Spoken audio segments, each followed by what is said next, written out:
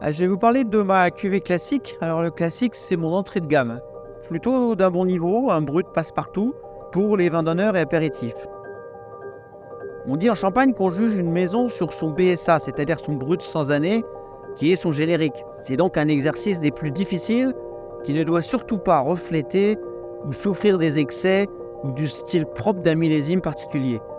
J'ai essayé d'appliquer des recettes et des règles classiques qui font les plus beaux BSA, c'est-à-dire régularité, mais aussi la vinosité, d'où le nom classique.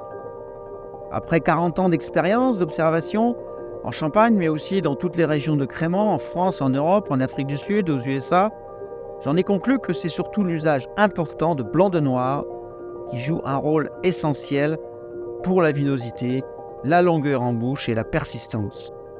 Et pour ne pas subir le climat, le caractère trop chaud d'un millésime, savoir vendanger plus tôt, garder l'acide malique en évitant les malots, etc.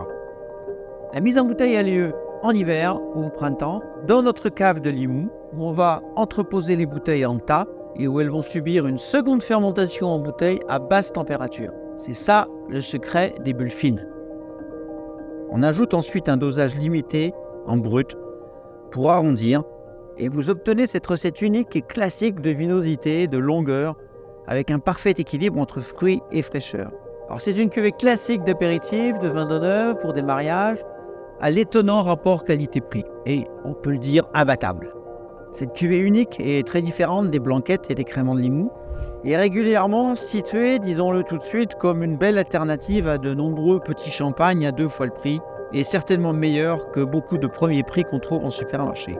Placez-la en vin pirate dans une dégustation à l'aveugle, et vous serez surpris.